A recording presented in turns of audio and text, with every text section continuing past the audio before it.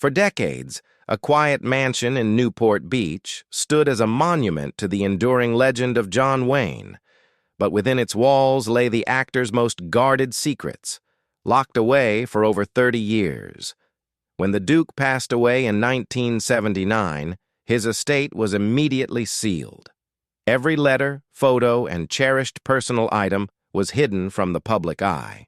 It wasn't until 2011 that the doors were finally opened, revealing what had been concealed for so long. What they found was more astonishing than anyone could have imagined. Everything from rare movie memorabilia to a will that tore his family apart. This is the untold story of what really happened to the fortune of one of Hollywood's greatest icons. Born Marion Robert Morrison on May 26, 1907 in Winterset, Iowa, John Wayne's arrival was marked by an unusual detail. Weighing in at an impressive 13 pounds, his birth was so remarkable that it made headlines in the local newspaper. From the start, it was clear that Wayne was destined for something larger than life. At just 3 years old, he narrowly escaped death when he fell into an icy creek. A stranger saved him that day, and this act of heroism foreshadowed the resilience Wayne would carry with him throughout his life. Wayne's early years were filled with change. When his parents had another son, they decided to name him Robert, and so Marion's middle name was changed to Mitchell. It was a minor shift, but it hinted at the greater transformations that lay ahead. In 1914, the Morrison family moved to Glendale, California, after his father's business failed. It was there that young Marion earned the nickname Duke, inspired by his loyal Airedale Terrier, also named Duke. Local firefighters began calling them Big Duke and Little Duke, and the name stuck. As a boy, Wayne was passionate about football. In 1925, he received a scholarship to the University of Southern California, where he studied pre-law and joined the Sigma Chi fraternity.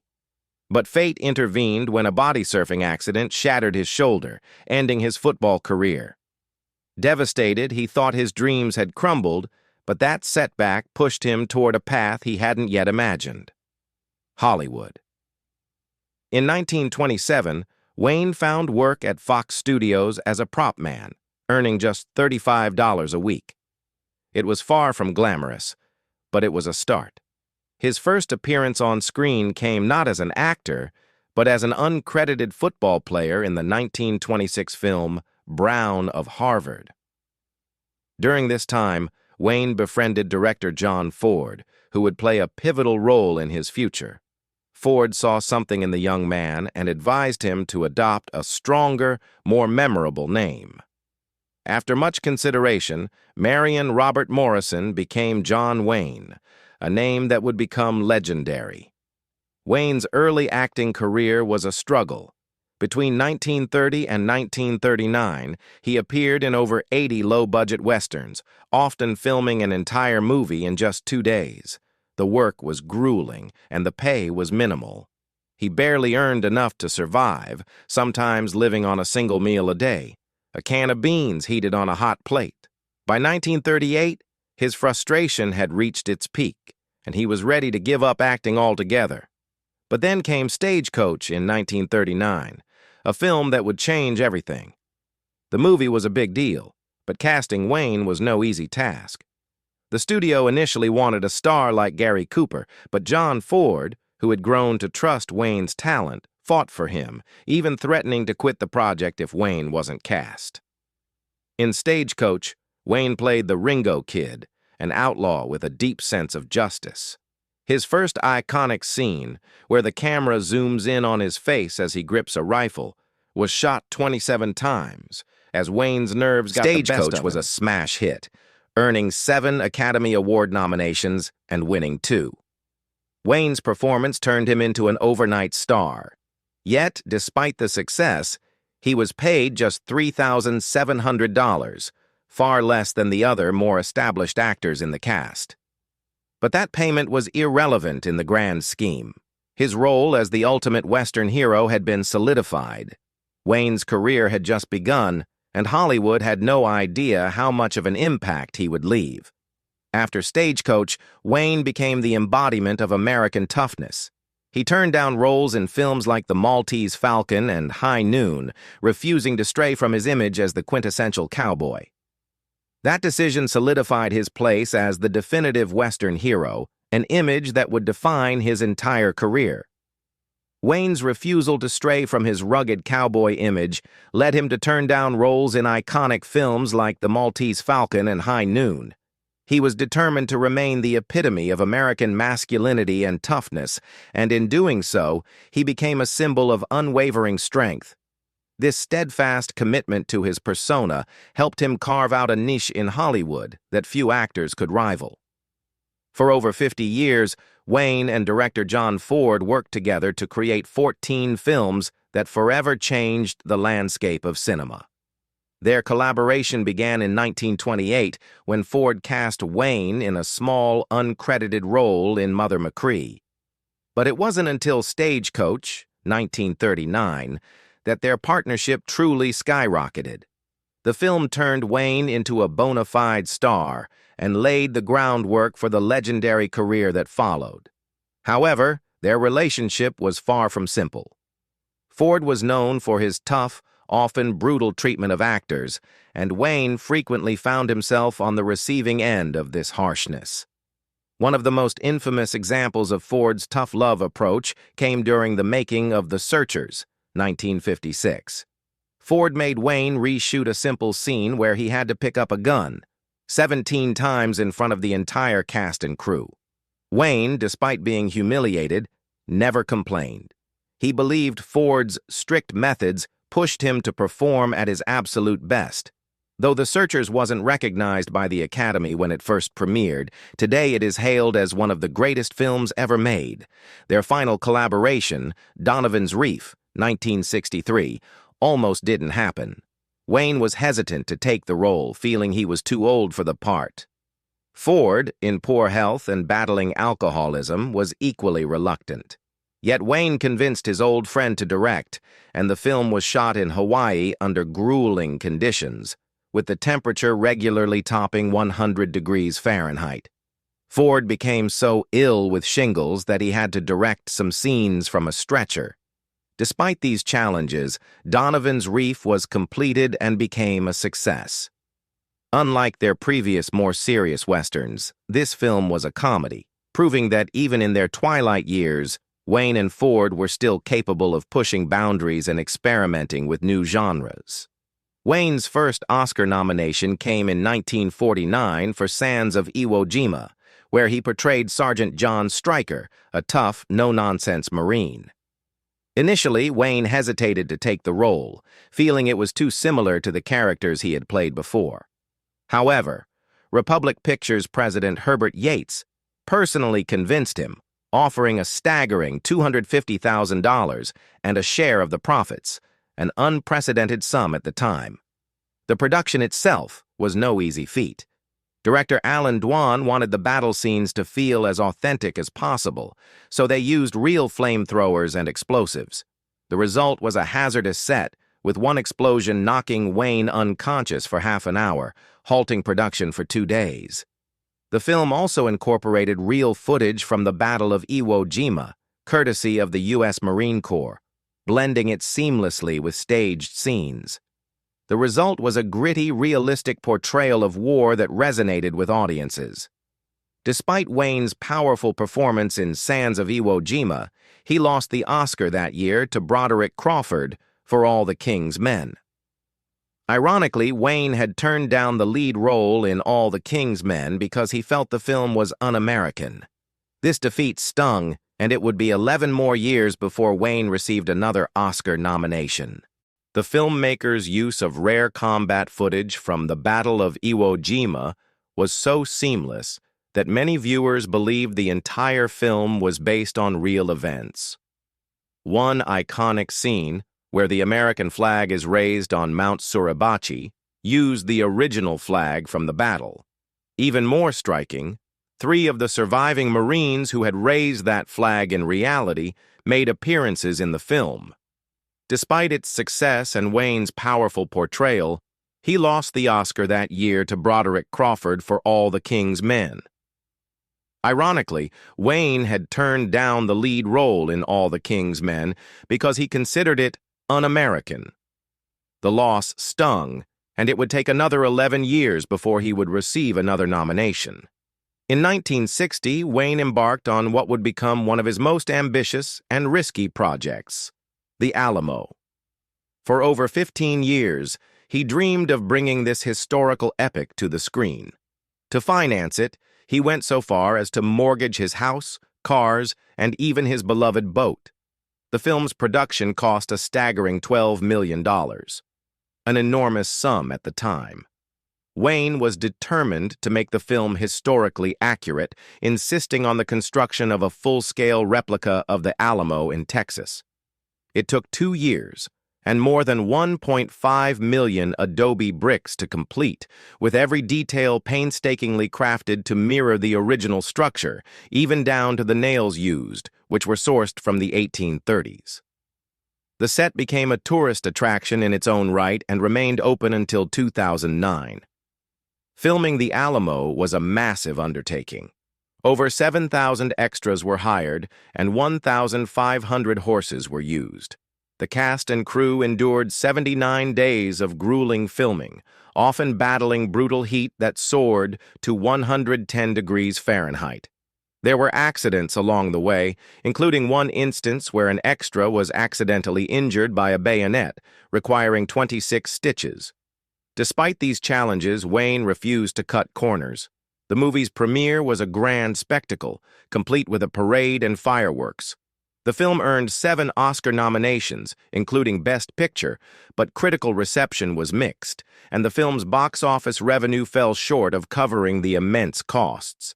To add insult to injury, Wayne wasn't even nominated for Best Director, a snub that left him deeply disappointed. Nevertheless, The Alamo has had a lasting cultural impact and continues to influence how the historical story of the Alamo is remembered. In 1970, Wayne's career reached new heights when he finally won an Oscar for his portrayal of Rooster Cogburn, a one-eyed U.S. Marshal in True Grit. He almost didn't take the role, feeling that he was too old and still recovering from lung cancer surgery. But after reading the novel, Wayne realized that this could be the role of a lifetime.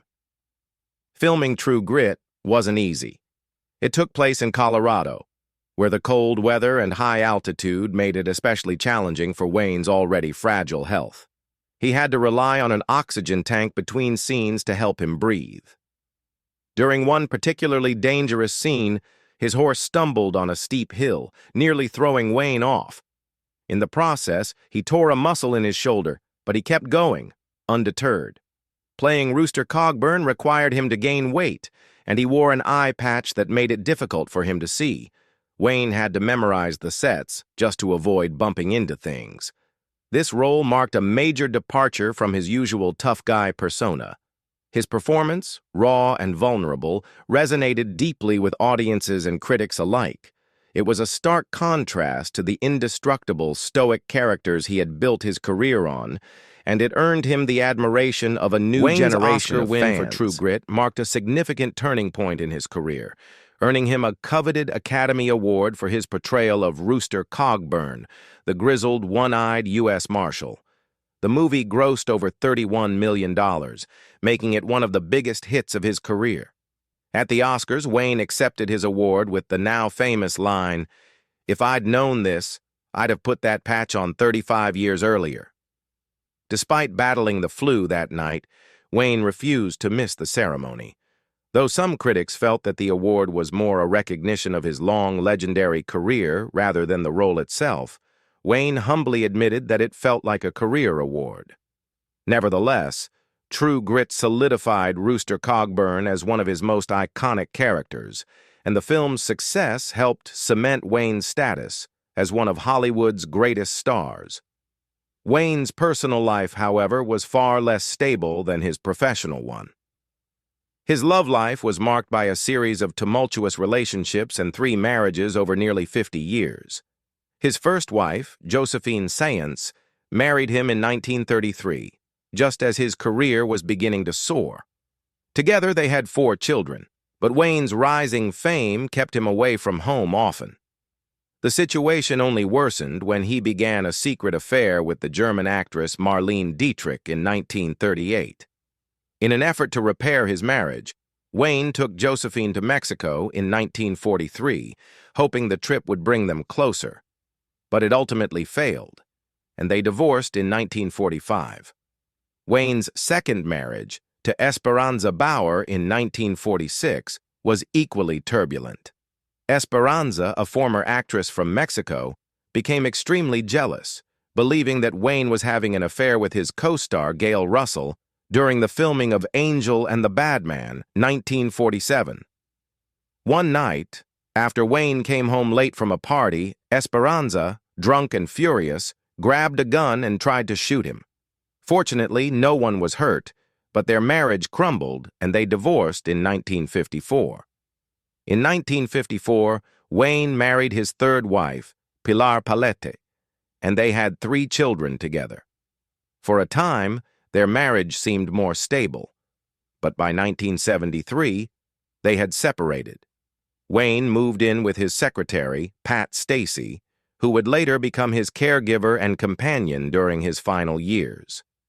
Although Wayne and Pilar never officially divorced, their relationship was effectively over. Wayne's affair with Marlene Dietrich was an open secret in Hollywood, and it lasted almost 10 years. The two were intensely passionate, often spending nights together despite Wayne still being married to Josephine. They wrote love letters to each other, and Dietrich used her influence to help Wayne land leading roles in movies like The Spoilers and Pittsburgh, 1942. Though their affair ended in 1947, they remained close friends for the rest of their lives. Dietrich even called Wayne the love of her life, a sentiment that he seemed to share. Another notable relationship in Wayne's life was with actress Maureen O'Hara. The two starred together in 5 films, starting with Rio Grande, 1950, but their most famous collaboration was The Quiet Man, 1952. Their chemistry was undeniable, and fans often speculated that the two were a real-life couple. O'Hara herself joked that an elderly woman once stopped her on the street and asked if she was Wayne's wife. Wayne's children affectionately referred to her as A Tia Moran, showing just how close she was to the family. Years later, O'Hara's grandson revealed that Wayne and O'Hara had indeed had a brief romance, but it was ultimately doomed because they were both too strong-willed to make it work. Regardless, O'Hara remained a loyal friend to Wayne throughout his life, even helping him secure a Congressional Medal of Honor to honor his legacy when he was suffering from cancer. In his final years, Wayne found solace in Pat Stacey, his secretary. After his separation from Pilar, Pat became his partner, offering him the love and care he needed as his health declined. Although there was a 34-year age gap between them, their connection was deep and genuine.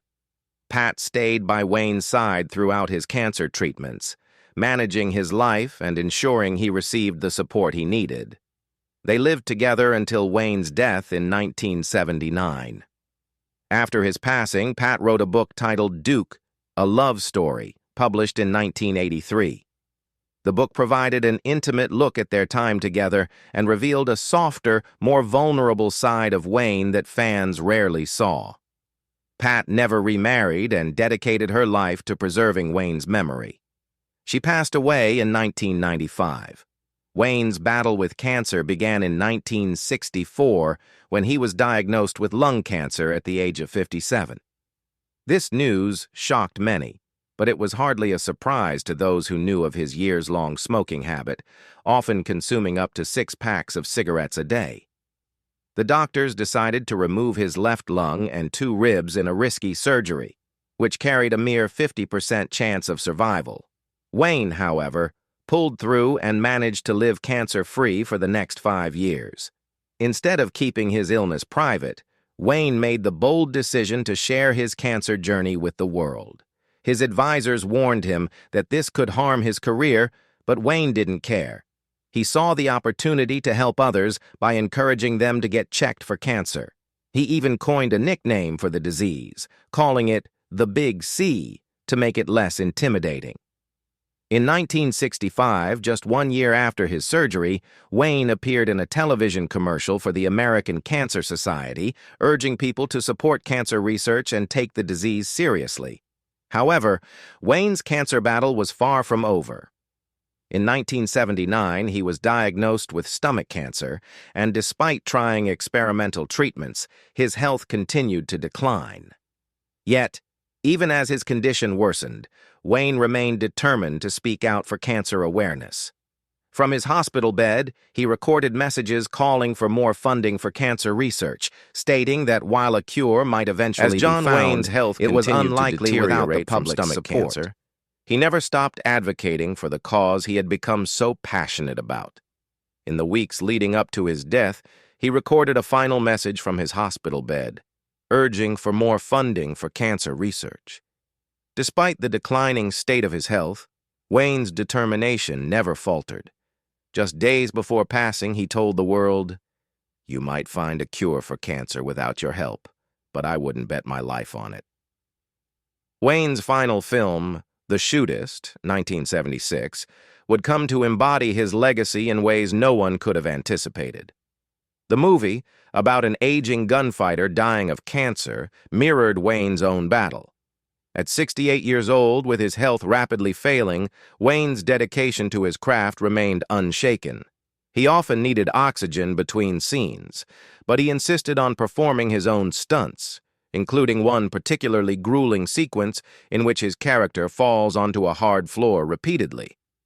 Wayne never complained. The film was a fitting farewell to the man who had built his career on toughness and resilience. In fact, Wayne insisted on altering the script's ending to better align with his strong, proud image. In the original version of the film, his character was shot in the back, a scenario Wayne would not accept. "I've never shot a man in the back in any movie," Wayne said. "Change it." The film, which grossed $13.4 million, became a poignant tribute to Wayne's courage, both on screen and in life. Wayne passed away on June 11, 1979, at the age of 72, after a long battle with stomach cancer. His death marked the end of an era for Hollywood. Thousands of fans gathered outside his home and at the UCLA Medical Center, leaving flowers, notes, and cowboy hats in tribute to the larger-than-life figure they had come to love. Even President Jimmy Carter described him as bigger than life and a true American hero. Wayne's star on the Hollywood Walk of Fame became a place for mourners to gather, light candles, and honor his memory. Wayne's funeral was private, but a public memorial was held later to allow his fans to say their final goodbyes. The ceremony was broadcast on television, and millions watched as they paid their respects to the beloved icon. In an extraordinary gesture, the United States Naval Academy made Wayne an honorary member of their class of 1979, despite the fact that he had never served in the military.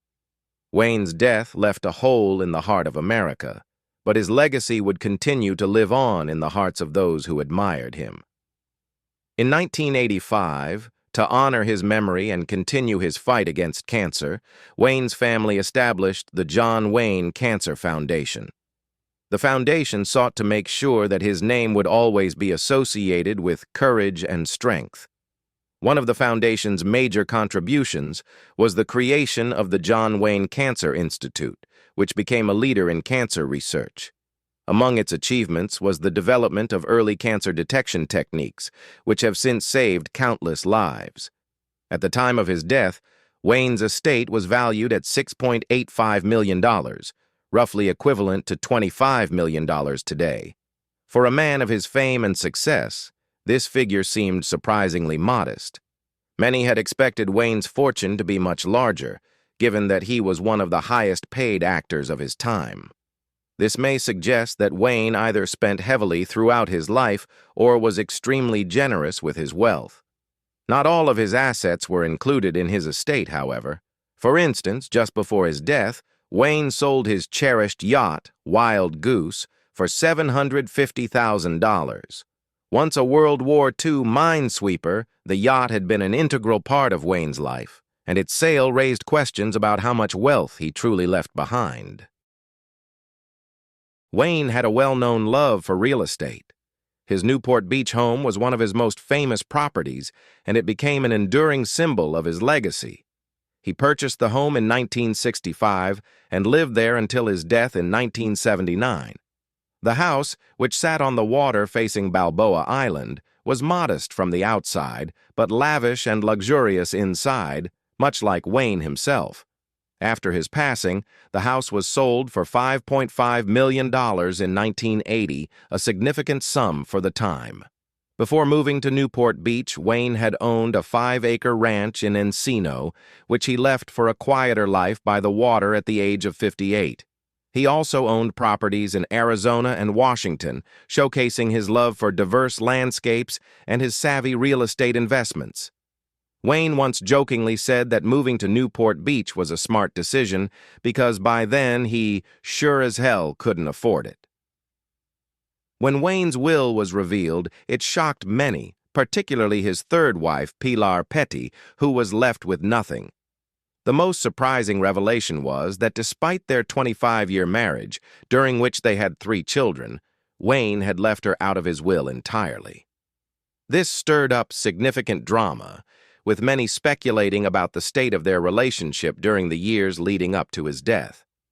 Despite having been separated for 6 years before his death in 1979, John Wayne's third wife, Pilar Petty, was left out of his will entirely, despite their lengthy marriage.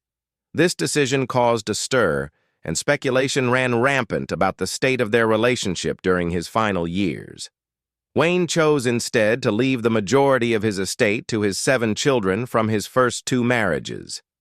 This division of his wealth sparked ongoing disputes within the family, with tensions reaching new heights in 2010 when Wayne's daughter, Asa Wayne, sued her brother Ethan and John Wayne Enterprises, claiming a larger share in the company. The will also bequeathed personal items and memorabilia to Wayne's children, but these heirlooms became a source of conflict. Disagreements over who should inherit what led to bitter family disputes, underscoring how dividing his assets created lasting problems. Then, in 2011, something extraordinary happened for John Wayne fans.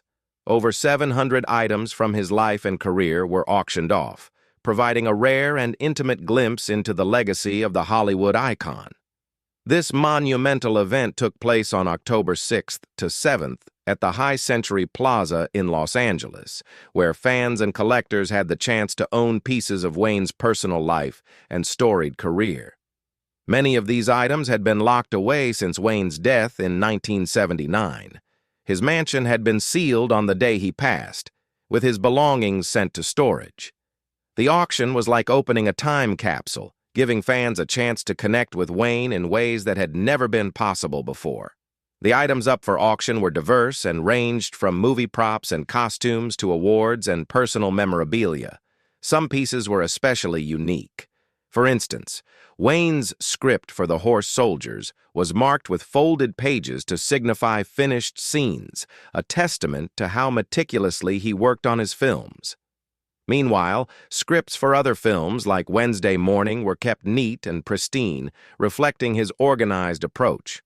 Personal items, such as his last driver's license, books, clothing, and a colorful collection of neckerchiefs, which Wayne was famously fond of wearing, were sold for significant sums, including $1,755. One of the most notable and high-priced items was Wayne's Green Beret from the Green Berets, 1968, which fetched a record-breaking $179,200. The beret was particularly cherished by fans because it symbolized one of his most iconic roles. Another major seller was the cowboy hat Wayne wore in Big Jake and the Cowboys, which sold for $119,500. The auction also included Wayne's Golden Globe for his performance in True Grit, which garnered $143,400. An especially coveted piece since it was linked to his only Oscar-winning role. Even the most ordinary items from Wayne's life fetched incredible prices. His last driver's license, something most people would consider a mundane relic, sold for $89,500. Pieces of clothing worn in films like The Alamo, including pants and shirts, were also highly sought after, each going for thousands of dollars. These items allowed fans to feel closer to Wayne than ever before, offering a tangible connection to the legend who had once captivated millions with his tough guy persona. But the auction wasn't just about his film career. It was a window into Wayne's personal life. One particularly special item was a gold-plated Winchester rifle that Wayne had given to his close friend, Bob Shelton. The rifle sold for $113,315, highlighting Wayne's generous side and his deep personal connections. His collection of books also revealed the things that captured his interest, including subjects like history and military strategy. One particularly unexpected item was a collection of seashells, showing a softer side of Wayne that few people knew existed. One of the most cherished items to come from the auction was a portrait of Wayne, painted by artist John Decker. The portrait sold for $71,700, a reflection of how much the painting meant to Wayne, as he had kept it in his home throughout the years. The auction also featured family photos, personal letters, and even furniture from his home. These items allowed fans to glimpse not just the actor, but the man behind the legend, a father, a friend, and someone with deep connections to his family and loved ones. The auction revealed that John Wayne, beyond being a Hollywood icon, was also a man with a rich private life that touched many people. In 1971, John Wayne gave an interview to Playboy magazine that would haunt his legacy for years to come. At the age of 63, and at the height of his fame, Wayne made several shocking statements that many viewed as deeply controversial. The most talked-about comment was his belief in white supremacy, expressed with the chilling remark, "I believe in white supremacy until the blacks are educated to a point of responsibility." But this wasn't an isolated incident. In the same interview, Wayne also commented on Native Americans, saying he didn't think it was wrong to take their land, calling it a matter of survival. His remarks didn't stop there. He even criticized the 1969 film Midnight Cowboy, calling it perverted, and using a homophobic slur. Years later, in February 2019, this interview resurfaced, sparking a renewed debate about Wayne's legacy.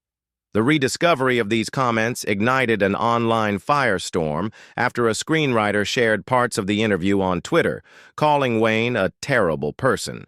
The tweet went viral, reigniting the controversy and leading many to re-examine how they viewed the actor. Some called for his cancellation, while others argued that his work should be appreciated separate from his personal beliefs. The debate raised questions about how to handle the legacies of famous figures with controversial views and how their words can affect their lasting impact. This controversy didn't stay confined to social media. It also brought renewed attention to public places named after Wayne, including John Wayne Airport in Orange County, California.